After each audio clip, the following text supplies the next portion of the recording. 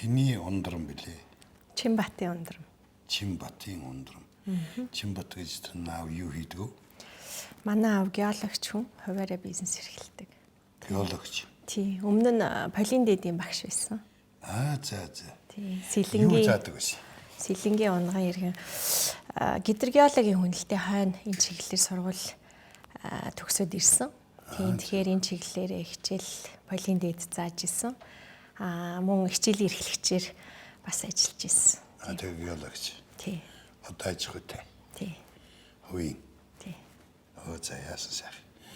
Тэгэхээр чи ер нь сургууль сурахтаа баг аав чи ер нь тусалсан уу? Тэр үед аав чинь туслах тийм юу байсан уу? Социализмын үед байсан уу?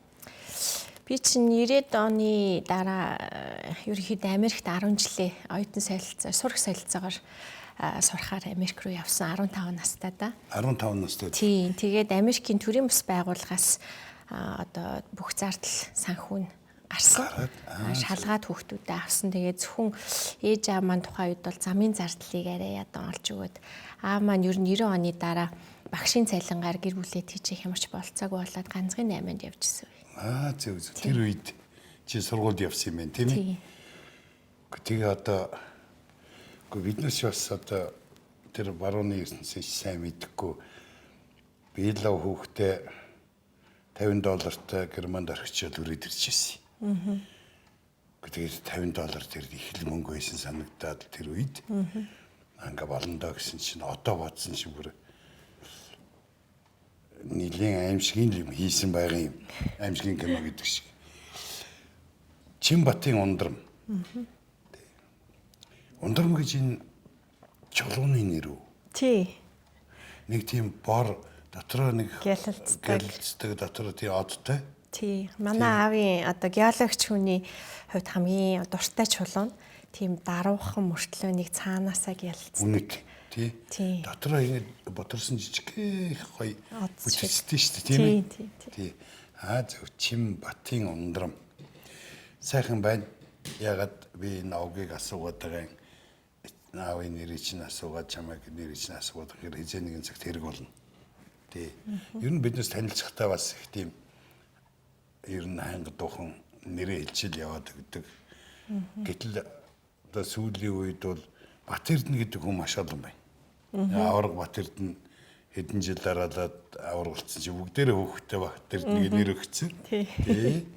Гэх мэтэр. Тий. Одоо маш олон Чингис байна. Тий. Тэмүүжин бас байна тий. Тэмүүжин зөндөө байна. Тэр үеийн одоо их хурлын гишүүн Тэмүүжин хүртэл байна.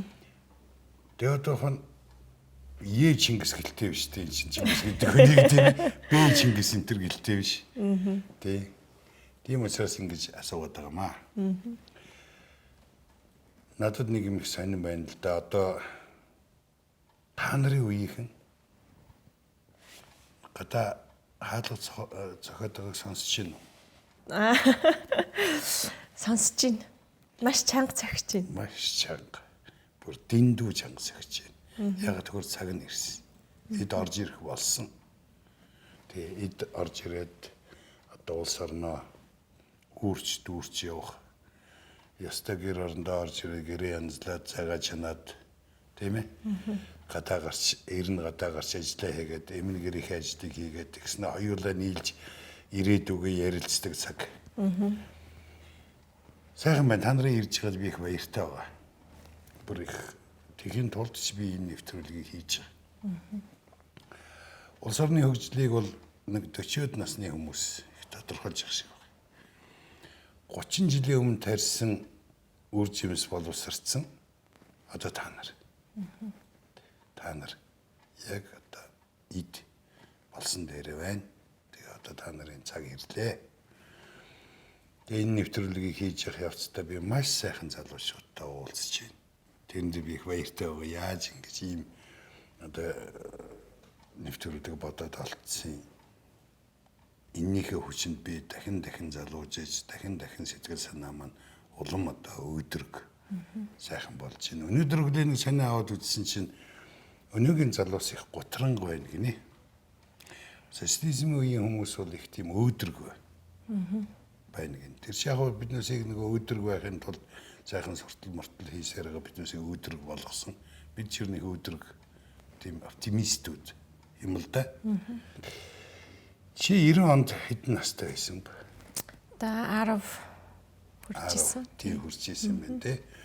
Тэгэхээр чи сургуульд явхад ер нь одоо замын зардлал арай хийж олсон гэж байгаа тийм ээ? Тийм. Аав ээжээ ирж. Тийм. Тэгээ яаж хийж амьдэрсэн яасан? Америкт би нэг одоо аав ээж хоёр нь хоёулаа тийм цэрэг айлд очиж амьдэрсэн. Тэгээд солилцоогоо явсан гэсэн тийм үү? Тий. Тэгээд айлд амьдраад сургуульд яваад тэгээ бас гэр эзэгтэй туслаад гэр орон цэвэрлээд ингээл байжсэн. Зөв. Тэгээ сургуульд явдаг. Тий. Тийм ээ? Бас цагаар тэр айлд нь ингээд тусдсан болоо. Тийм тусдсан болоод бас хоолыг идж байгаа хүн чинь зүгээр сууж болохгүй. Тий. Чи тэгээд хэл бол тэгж мундаг сайн сурсан байж тээ яг гэрт. Тийм ер нь би чинь тэнд тэр хотод ганцаархнаа Монгол. Тийм тэгэл гэрлүүгээ уцаар ярих сартаа нэг ярина. Манай ээж аа хоёр нөө төв шуудан дээр очиж цаг аваад тэгээ надтай холбогддог. Захиа бичнэ. Тэгээ сартаа нэг захиа ээж аваас эсвэл найзуудаас ирнэ. Тиймэрхүү харилцаа холбоотой имэйл дөнгөж одоо интернет бий болцсон байсан. Имэйл бичгээр ээж аа хоёр мэдхгүй. Тийм үед сурч ирсэн шүү дээ. Тэгээд ингээд нэг жоохон охин тэр Америкт очиж сураад тэгээд дараа нь яасан байх вэ? Тэгээд дараа нь Англид бакалавр магистрт сурсан. Англид. Англи улсад тийм. Тэгээд тэр бас өөрлөгөр үү? Үгүй өөрөө тэгэл сургууль соёл хөөцөлтөл уул нь анх би чи урлагт их хайртай хөвгтөлтэй жоохон бахта эхлээд тийм балет чинь болъё гэж бодож ирсэн нэг хэсэг яруу найр их нэлээд орсон. Тэгээд уран зурагт орсон.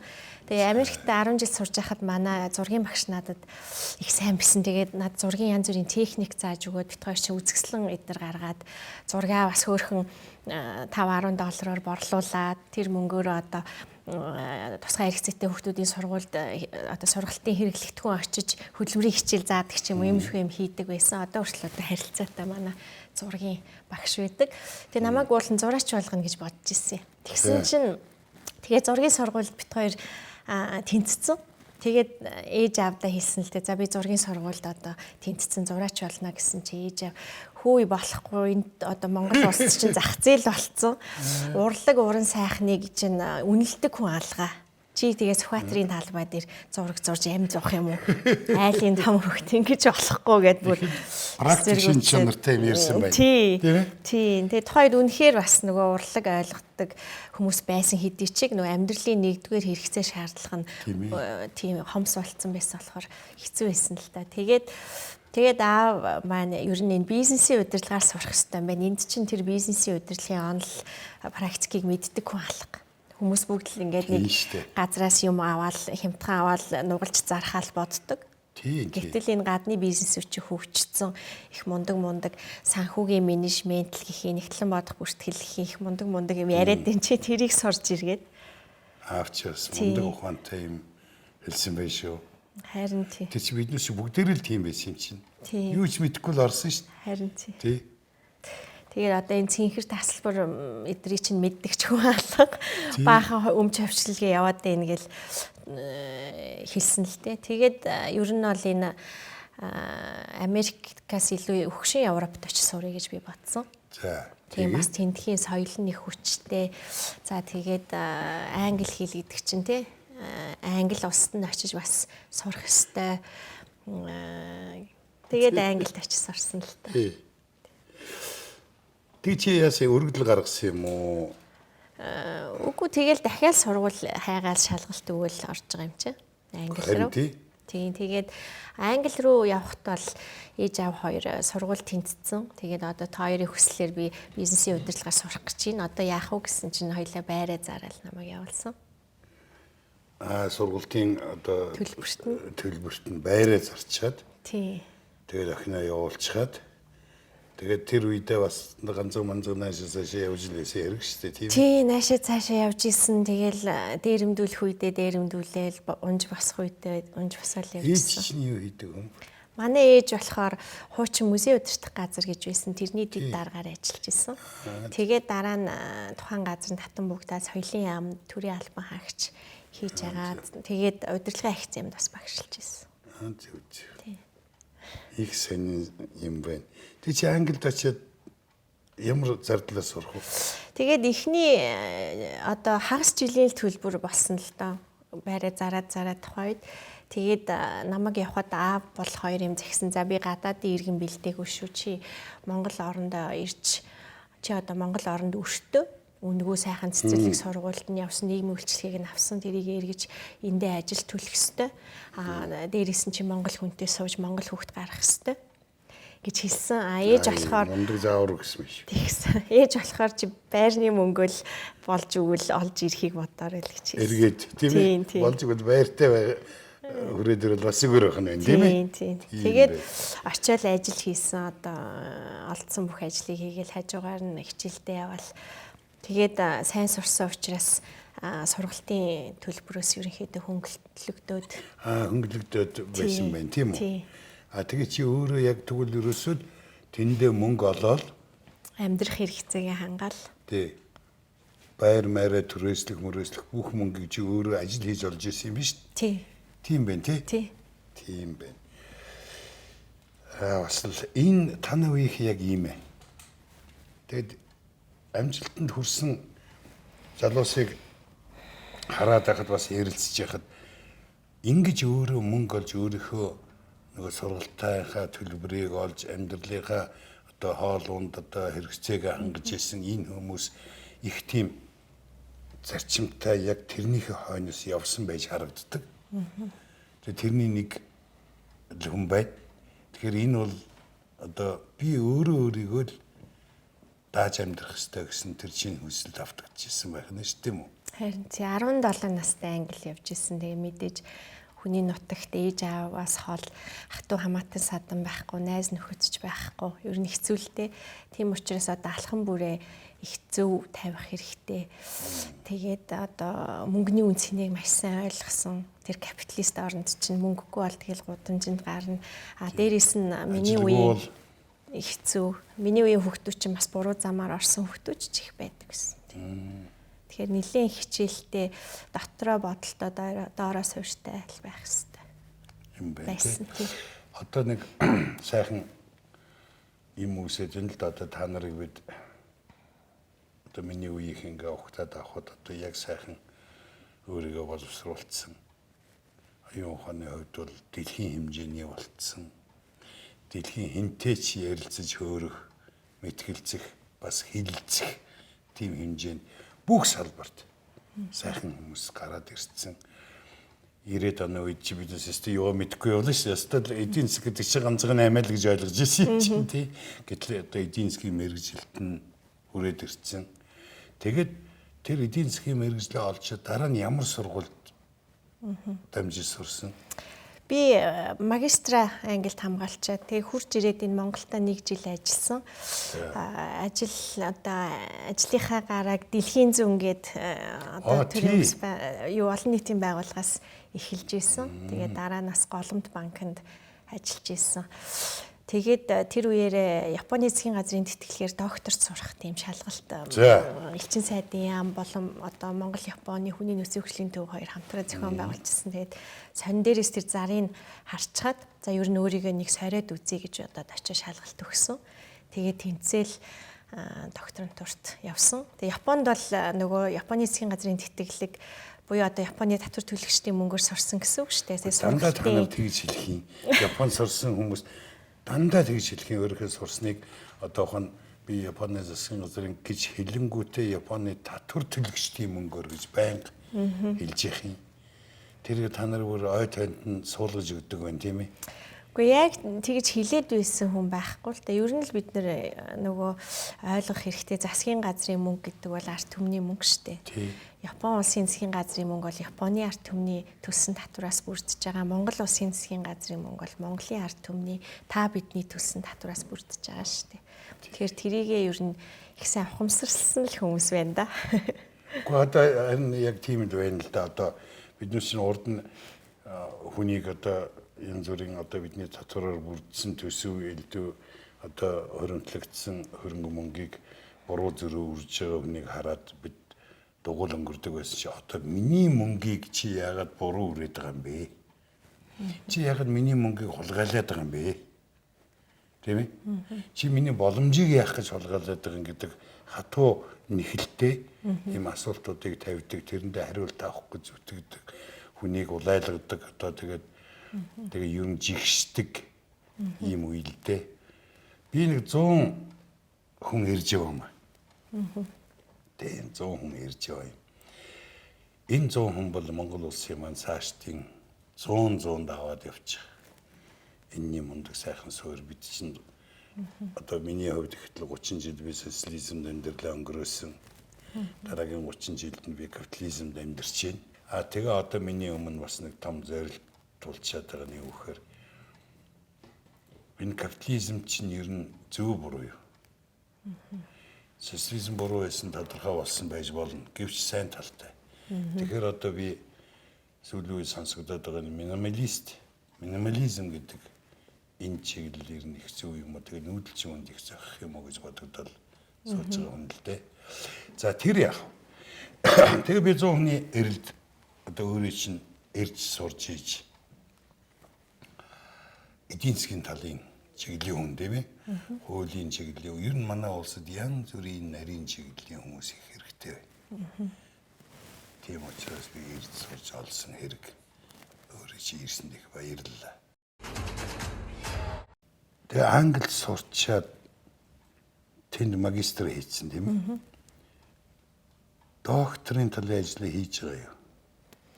Доктор бол Японд хамгаалсан. Хамгаалсан. Тий. Хамгаалчид ирсэн. Хамгаалаад одоо 10 гаруй жил болж байна. 10 гаруй жил. Сэдвэн. Уул уурхайн эдийн засаг.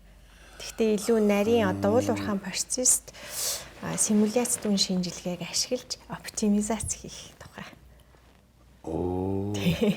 Нилээ нарийн ухадхуунууд яваад өглөө тийм ээ. Тий. Тийм байна. Тэгэхэд одоо хичээл зааж байгаа юу? Би хичээл энэ семестр заахгүй байгаа. Бүтээлийн чөлөөтэй байгаа. Ер нь бол 10 гаруй жил хичээл зааж ирсэн. Сэдвэн эдийн засаг.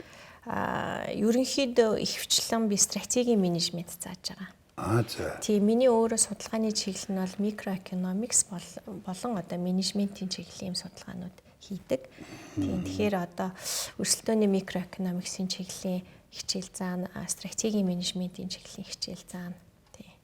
Манай боловсрол ер нь ямар шүүхэн байна? Чи одоо ингээд 10 гаруй жил энэ боловсролын системд ажиллачлаа шүү дээ, тийм. Тэр нь хэр байдгийг манай боловсролын систем. Ер нь нэлээх асуудлууд бол байгаа. Би өөрөө галтгоонд нь бас 10 гаруй жил ажилласан хүний хувьд санаа зовх юм их байна. Тэгээд зөвхөн дээд боловсролынхаа байгууллага дотор ингээд суугаад ажиллаад тахаар боловсрол гэдэг чинь өөрөө юм шатлсан сургалтын систем л дээ. Сургуулийн өмнөх боловсрол, ерөнхий боловсрол ихтэй сургууль. Тэгээ энэ бүх хөтөлбөр нь хоорондоо залгамж холбоо сайтай юм нарийн төлөвлөгдсөн байж боловсролын систем өөрөө сайжирна. Тэгээд энэ дээр бол санаа зовх зүйл маш их байгаа. Бүр ингээ нарийн ярих юм бол за эхнээс нь ахуулаад ярих юм бол ерөнхий боловсролын сургууль гэдэг чинь хүүхдийг одоо ингээ бэлдэж байгаа хамгийн гол одоо байгууллага шүү дээ.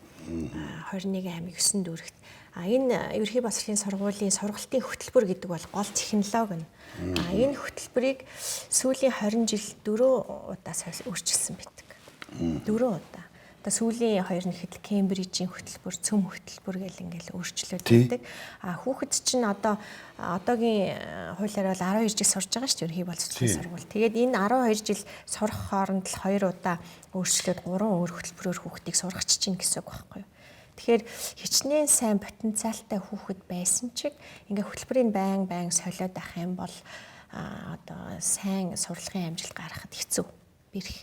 Хичнээн сайн багш байсан чиг хөтөлбөрийн байн өөрчлөлт одоо ингэж за одоо энэ сурах бичгээр одоо энүүгээр гээд ах юм бол бас амжилт одоо ажлын үзүүлэлт нь нөлөөлнө сөргөөр. Тийм тэгэхээр ер нь боловсролын одоо үйл ажиллагааны үр дүн маш урт хугацааны дараа гарч ирдэг. За тэгээ одоо жишээл Кембрижийн хөтөлбөр гэдэг бол нэрнээсээ сонссон чиг их сайхан одоо англи иргэнийг бэлдэх хөтөлбөр шүү дээ. Тэгээ бид нар ч одоо их сайхан англи иргэн бэлдэх хэрэгцээ байна уу? Байхгүй. Их сайхан монгол хүн бэлдмээр байгаа. Дээрээс нь өнөөдөр аж үйлдвэрийн 4-р хувьсгалын 90 үе гэж хаа сайгүй ярьж байна тийм үү? Бүх зүйл технологи руу шилжиж байна. Энэ үед өрсөлдөх чадвартай тэгсэн мөртлөө Монголынхоо одоо энэ дархлаа болсон хэл түүх соёлоо мэддэг ийм монгол иргэнийг бэлдэх хөтөлбөр бол биднэрт яалтчгүй хэрэгтэй байна, чухал байна. Тэгээд энийгээ бас хэрэгжүүлэх багш нараа үе шаттайгаар бид нар бэлдэх хэрэгтэй. Дээрээс нь багшийн үнэлэмжийг сайжруулах хэрэгтэй. Багшийн үнэлэмж муу байх юм бол хүмүүс одоо бага цалинтай ажил насаараа хийх юмсан гэж багшийн мэргэжлийг сонгохгүй. Дээр үед бол багш нарын үнэлэмж маш өндөр байсан шүү дээ. Өндөр цалинтай мэргэжил байсан бол өнөөдөр тийм биш болчиход байна. Гэх мэтчлэн одоо системийн хувьд сайжруулах зүйл маш их байна. Тэгээд энэ сургуулийн өмнөх боловсрол, ерөнхий боловсрол маань сайжирчих юм бол энэ дээр суурлаад ихтэй сургуулиуд маань хөгжих одоо бүрэн боломж байгаа. Тэр ихтэй сургуулиудын дэрэгдэх одоо эзэм шинжилгээний хүрээлэнгүүд нэгдэж нэг цогц юм болж хувирч байна да ер нь. Тэгээ ер нь сүүлийн хэдэн жил одоо жишээл шинжилгээ ухааны академи дээр байсан зарим хүрээлэнгүүд засгийн газрын тогтоолоор ихтэй сургуулиудынхаа харьяанд очсон асуудал бол байгаа. Тэгээд зарим их сургуулиуд бол зарим хүрээлэн ингээд татан буулгасан, зарим нь шинээр бий болгосон. Тэгээд эн чинь бол одоо шинжилгээ ухааны хөгжилтэй л уялдаа холбоотой явах хэвээр.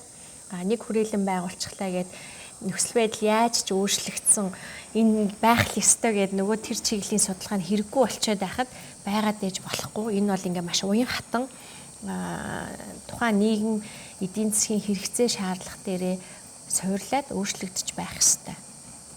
Тийм аа да. Би энэ боловсролыг яагаад чамаас ингэж асуугаад байгаа юм гэхээр ерөөсөө хүн бүхний манай ирээдүйн хамгийн том асуудал бол энэ. Бид нар боловсролтой дэлхийн хэмжээний боловсрол олсон. Бас дэлхийн хэмжээнд сэтгэх, түүчэлэх, төрүүлж явах тийм ээ. Ийм сэтгэгчид 3 сая хүнд хэрэгтэй байна. Энэ 3 сая хүн тэрүүгээрэл 300 сая хүн шиг л болох юм гэж би боддог. Тийм ээ. Тэгээ одоо энэ их өндөр оюуны хөгжил өндөр дээр хэмжээнд гарцсан энэ оюун ухаан гэдэг агуу зүйл маань хязгааргүй дээшилдсэн ийм үед энэ боловсролыг л их мундаг төлөхөө. Тэгээд чи өөрөө яг ийм замаар яваад ирсэн хүн тийм ээ. Тэгээ өөрөө багшилж байгаа. Тийм учраас хүүхэдтэй хайртай хүн бүхэн, ирээдүйдээ хайртай хүн бүхэн л энийг асуух асуулт л да. Би өөрт чинь миний нэвтрүүлгэн дээр нэг юм кофе чанж өгдөг юм. Би тэгээ яхаа аргагүй нөгөө өөрөө чинь сайн яриулахын тулд тийм ээ. Өөр одоо ингэ сайхан тавтаа тогтоо ярихын тулд би кофега чанаад эхэлжлээ. Тий. За. Юу одоо хоёулаа ингэ. Одоо хоёулаа фэйсбүүк руу чарна. За. Болох уу? За. Яагаад ингэж байгаа юм гэхээр бид чинь урд нь танилцахдаа одоо бас их одоо ядаж нэрээ хэлж зүгээр нэрээ хэлээ явчихдаг л тийм л хүмүүс. Тэгээд нэг сургаар гэтэл биднүүсийн сонголт өдрөөхөн сонголт таарч идэг. Тийм ээ. Ямар нэгэн цагт ингээд нэг сонгох хэрэгтэй болоход одоохон гинтхэн чамайг бодъё л да. Тэнд нэг багш байсан нэг тийм их сургуульд одоо мундаг багш байсан хүн байсан. Тэрнээс нэг юм асуух юмсан гэхэд фэйсбүүк хийгэрчэнд орж юм асуу штэ. Би одоо хүүхдээ яаж англи хэл сурах вайч гинүү гэх юмтэй тийм үү? Яаж би эдийн засгт сурах юм бэ? Таны нөгөө нэг аавын хэлсэн нэг захиас шүү дээ. Тийм ээ? За чи байдал өөр вэ шүү. Чи тэр зураг яах вэ нөхөр гэдэг. Тэр шиг тийм ээ? Тий. Тэгэхээр фэйсбүүкээр ч орё тийм үү? За тэгье. Тий. Би өөрөөс чинь илдүү хангаа тийм балаа асуулт асуухгүй одоо тий нуусан хаасан юм байна уу ч гэх шиг юу байх вэ багш хүнд. За ингээ орё. За.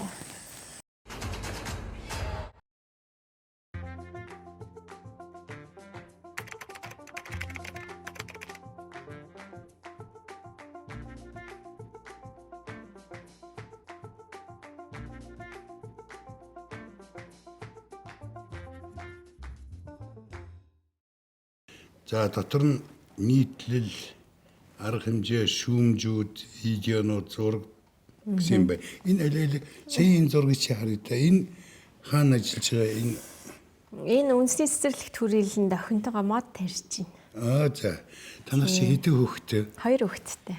Охин хүү 2-тай. Тийм үү? Гэр бүлийн хүн хаана ажиллах вэ? Хуваараа бизнес эрхэлдэг. Миний багын найз л та. Багын найз. Тийм. Зөв. Тэгвэл ерөөсөө би нэг имийг дараалж асуугаад байгаа юм. Чи бол одоо өөрийгөө маш сайхан боловсруулсан байна те.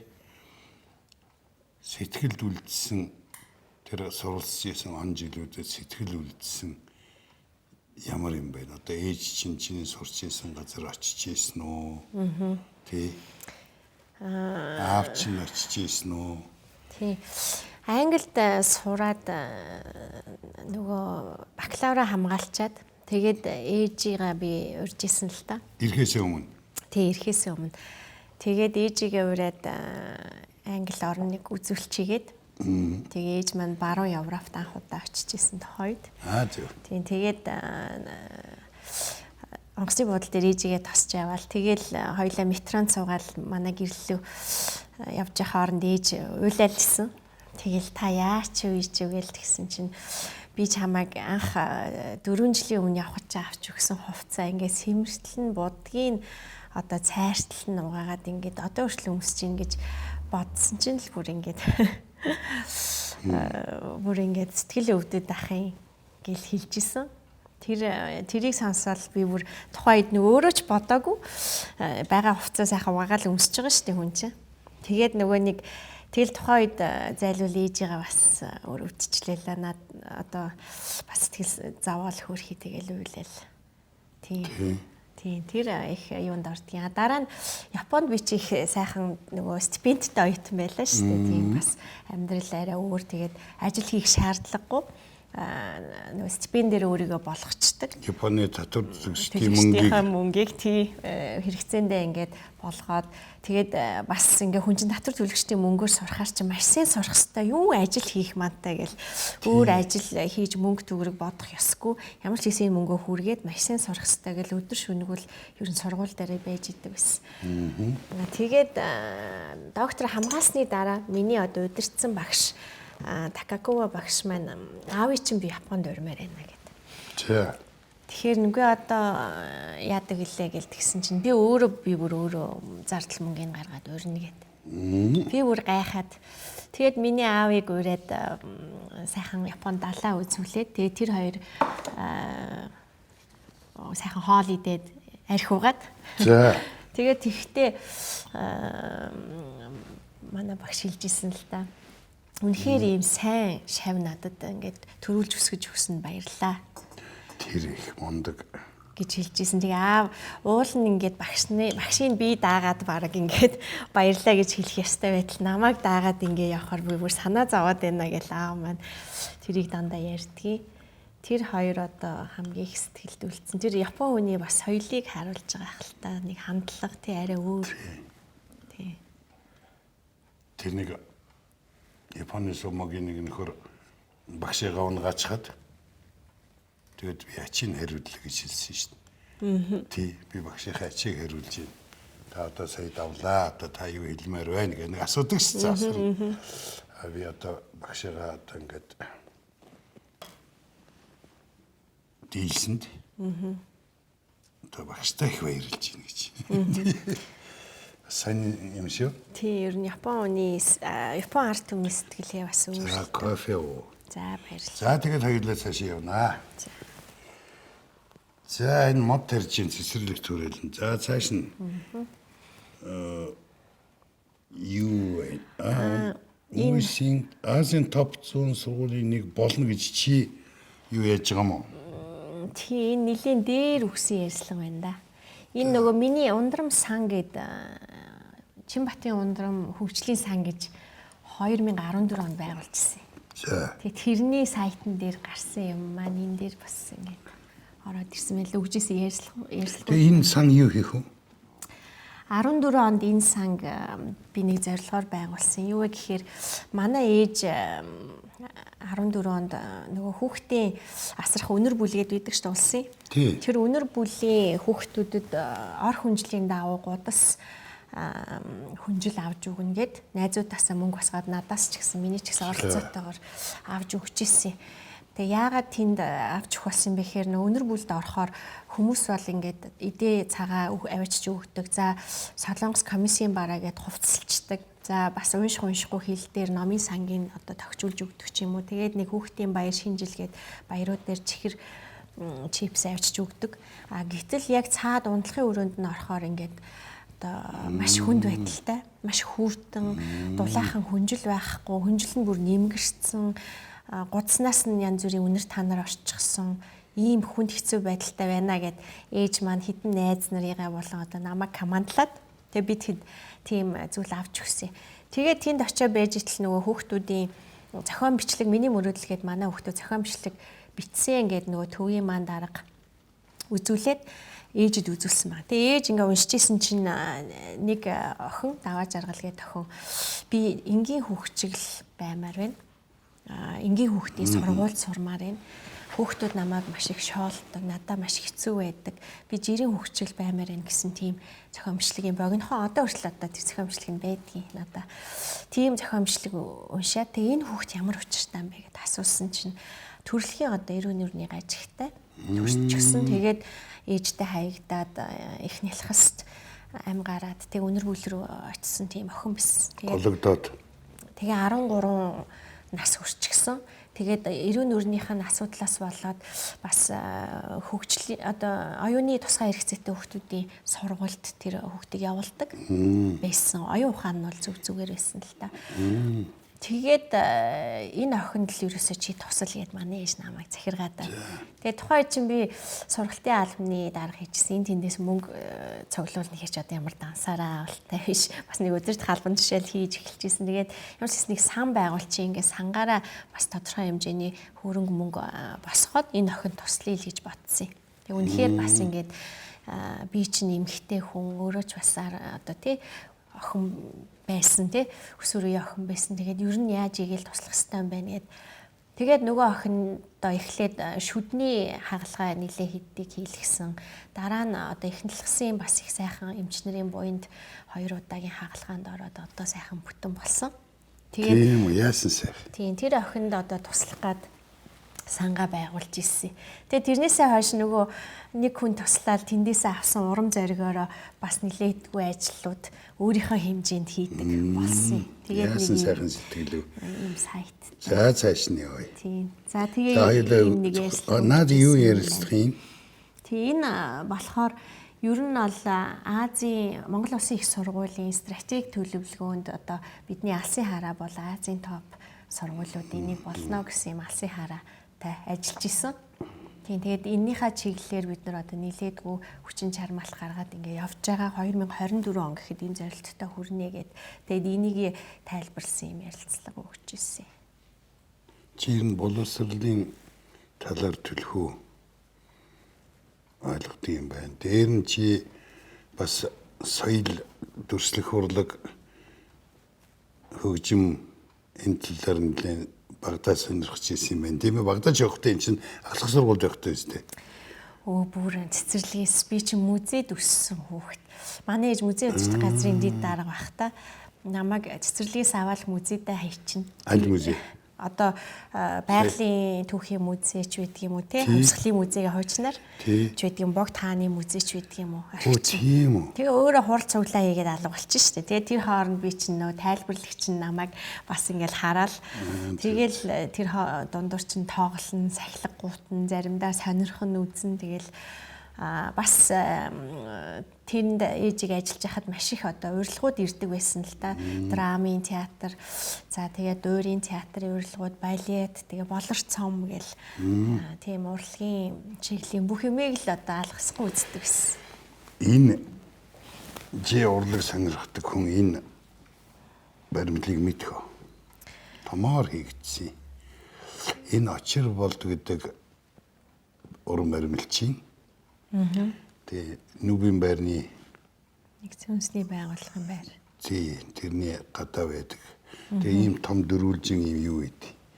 усан одоо сан. Тэгээд тэр усан сан руу хараа зогсож байгаагаар хийгдсэн. Үнээс өндөр хэмжээгээр. Тэгээ энэ бол ухаарах уу гэдэг баримт л да.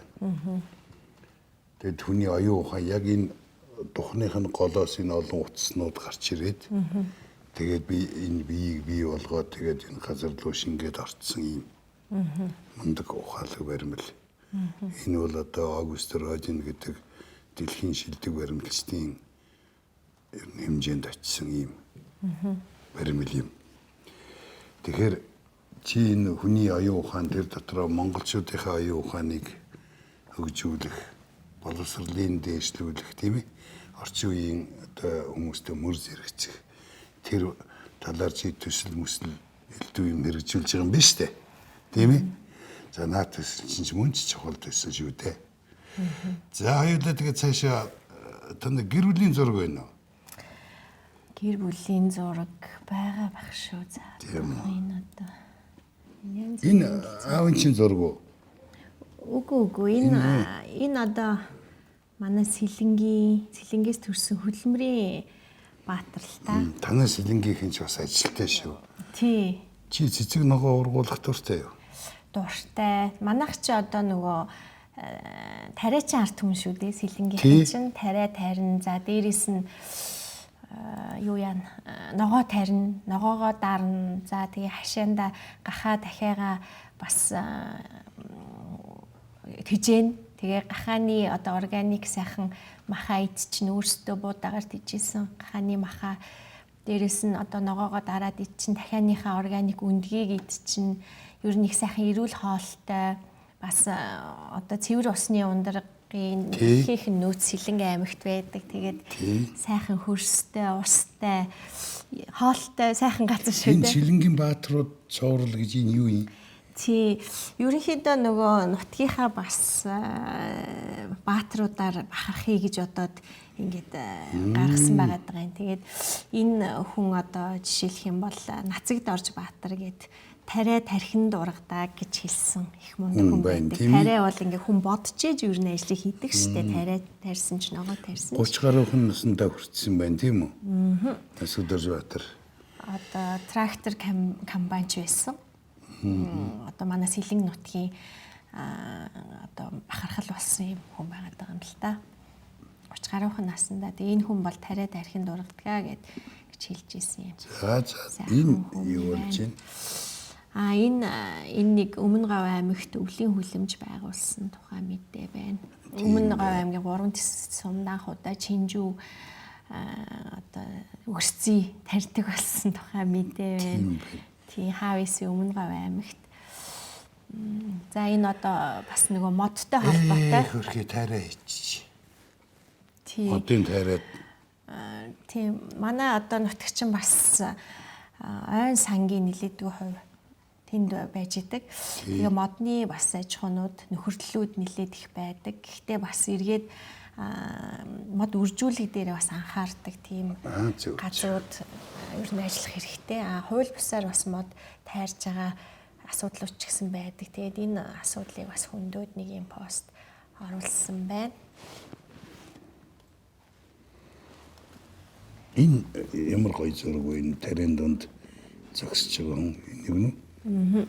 Энэ сэтгэл минь догдолж сэлэнг рүүгээл зардаг намартай болохоор танхил бодлоос сэргээж тариа руугаа явдаг хавртай болохоор би миний сэлэн гэдгийм гээд одоо Алтай нутгийн соёлын гавь цэцгэлтэн одоо Ланагийн мөнхтөр гэж хүн бичижсэн. Тийм байна. Тийм. Яасан сайхан юм дүү гэдгийг. Наад шиг гоё үгүй шүү. Тийм ээ? Тийм танхил бодлоос сэргээж тариа руугаа явдаг хавртай болохоор. Одоо ингээл хавар болол ерөөсөө манай тариаланч айгүй завгүй болчдөг. Бүгд тариа ногоогоо тарих гал ажиллана. За намар нь нөгөөдгөө хураана гэж бас том ажил тий. Тэгээд яг тэрийг маань үнэхээр сайхан буулгаж өгсөн тийм юу байлээ. За ийм байна. Өөр одоо ямар нийгмийн ямар ажил вэ? Нийгэм одоо очин тойрондоо хүн ардтай зориулсан.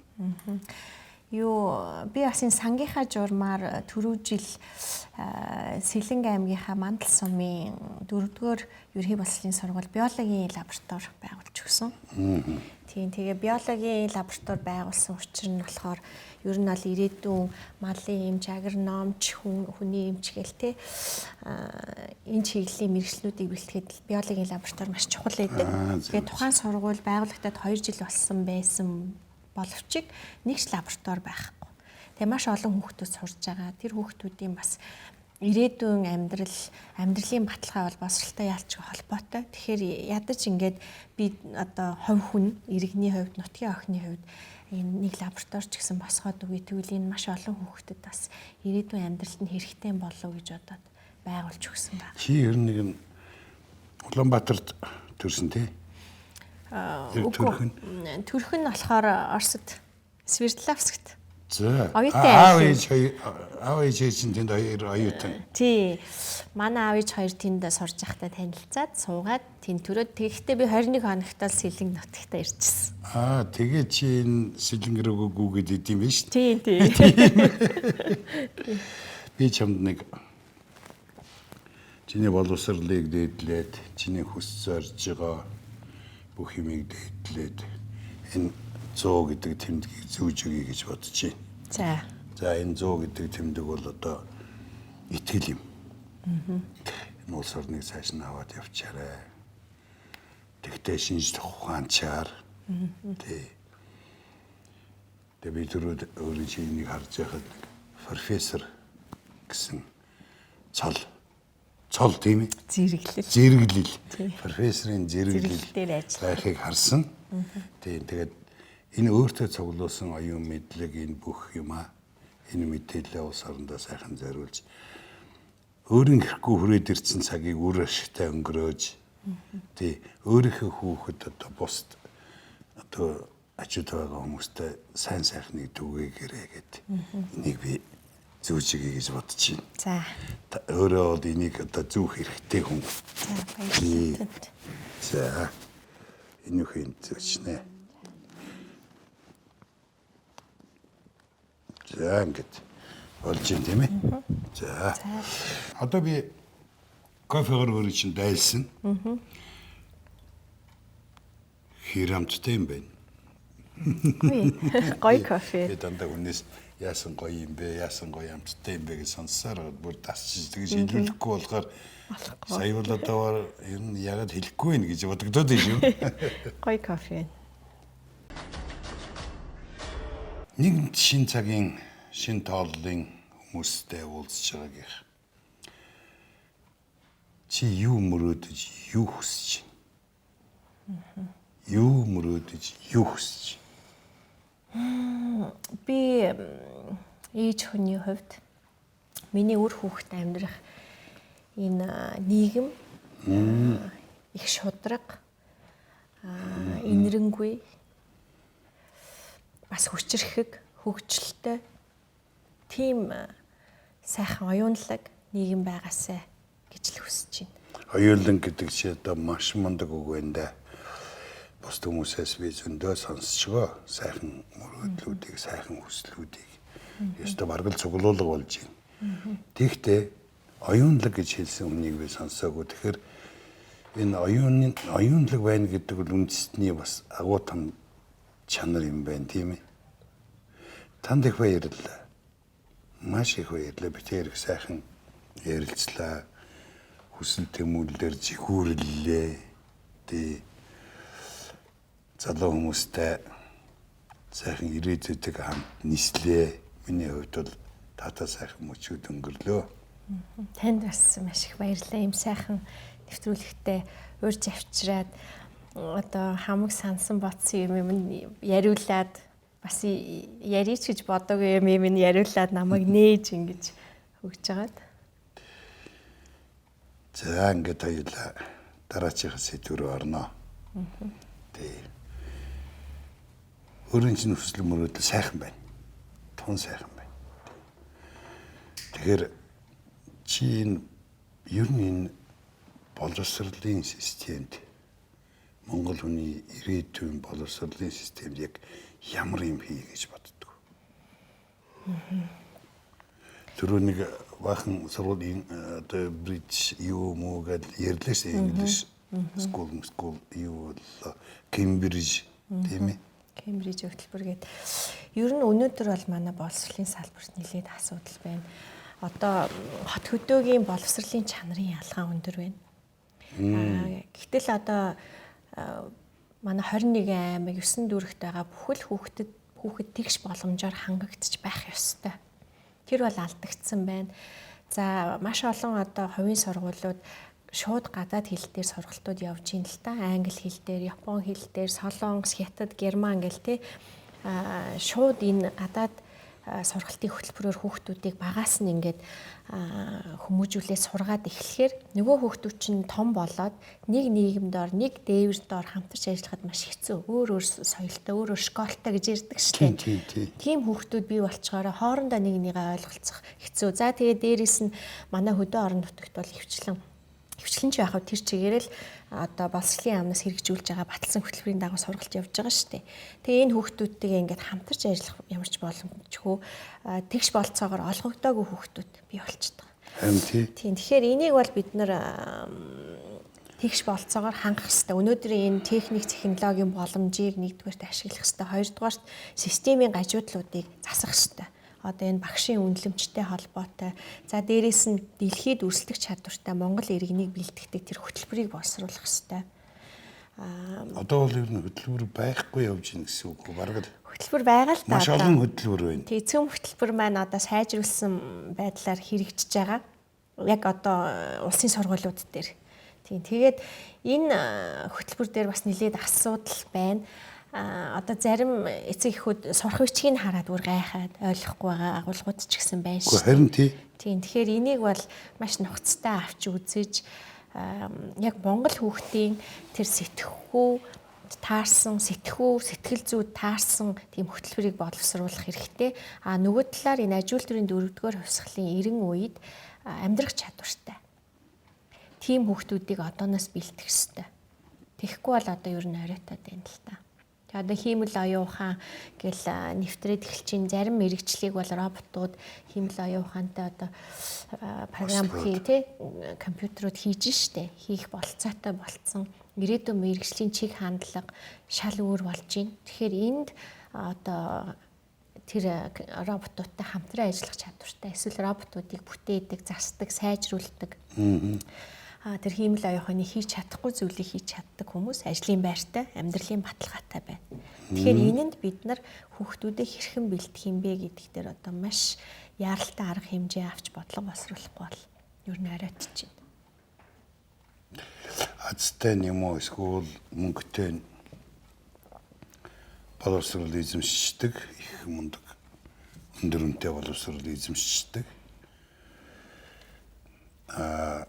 Хатын захад байгаа өтөө байгаа хүүхдүүд нь ингээд нэг тийм дутуу боловсроо дутуу мэдлэгжээд байгаа юм болов уу гэж харагддаг шүү дээ. Энэ дээр ямар нэгэн хөтөлбөр санаа бодол байна уу өөрт чинь? Надад бол нэгдүгээр хөтөлбөрөө сайжруулах хэрэгтэй гэж би бодож байна. Тэгээд би ганцаараа бол мэдээ сайжруулахгүй. Энийг бол салбарынхаа туршлагатай багш нартай за мөн эцэг эхүүд энд оролцсон, судлаачид оролцсон ингээ хамтраад бид нар одоо Монгол хүүхдийн сэтгэл зүйг нэгдүгээр судлах хэрэгтэй. Хоёрдугаарт ямар иргэдийг бид нар ирээдүйд бэлтгэх хэрэгтэй юм бэ гэдэг одоо хөтөлбөрийн зорилтуудаа судалж тогтоож одоо томьёолж дэвшүүлэх хэрэгтэй.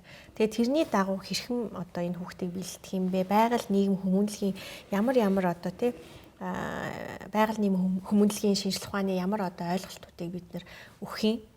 За иргэний боловсролыг хэрхэн олох юм ч гэдэг юм уу. Энэ бүх юмыг маш нарийн төлөвлөөд дараа нь үе шатаагаар багш нараа бэлдээд сурах бичгээ хэрэглэгдэхүүнээ орчныг бэлдээд тэр лабораториуд бүгдийг бас бэлдэж өгөх ёстой.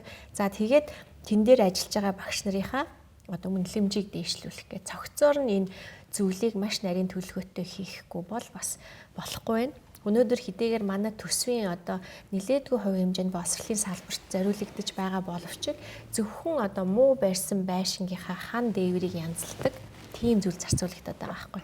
Агуулгын шин чанартай энэ одоо сургалтыг сайжруулах чиглэлийн юмнуудад маш бага зарцуулагдаж байна. Одоо ерөөсөө манай их эцэгүүд ер нь бид чинь үр хүүхдэл гэдэг юм шин тэгэл хамаг юмаа л тийш нь оруулж штэ өдөөнийхэн бол одоо хотод сурж байгаа оюутан хүүхдийнхээ төлөө хэдэн зулгааж олсон ноолуур нэг одоо мал хөлнөөсөө илүү гаргаал. Тий. Хотын бид яг ажил үйлчлэгээр олсон хэдэн төгрөгөө тийш навч хийгээл. Зээл мэйл тавьж ижил нэг юм хүүхдийнхээ боловсролд анхаардаг. Тэр нь чанаргүй болчихоор жоохон онцгой байна л да тийм ээ. Тийм хайрын цаг хугацаа нэгдэг шүү дээ. Цаг бол алт гэж ярьдаг шүү дээ. Тэр хүүхэд 4 жилээ зориулдаг. Чанаргүй одоо ихтэй сургуульд ороод тэгээд дээрээс нь мэдээж ээж аавынхаа тэр хөдөлмөрлсөн одоо мөнгө төгрөгийг зарцуулж байгаа. Тэгээд үр ашгийг амсахгүй, олигтой ажил хийж чадахгүй бол одоо маш харамсалтай л та. Залуу насныхаа 4 жил шүү дээ. Чи 10 жилд чи Оросд 10 жил чи 23 дуу сургууль төгссөн тий? 23 төгссөн Орос хэлтэй. Тий. Англи хэлтэй. Өөр Япон хэлтэй. Тийм. Чи цаг наргүй сурч ийсэн. Яг тэгэхээр чи өөрийгөө боловсруулах чин эрмэлзэлтэй байсан учраас сайхан байна миний дөө. Одоо та нар бол яг та нар мөн энэ улсыг авч явах хүмүүс. Тэгээд би юу гэж хэлэх гээд ингээд байна вэ гэхээр итгэл дааж сайхан хөдөлмөрлөж улс орноо авч яваараа өөр хүүхдийнхээ төлөө чамд ямар мөрөөдөл вэ? Би тэр ер нь хэлсэн.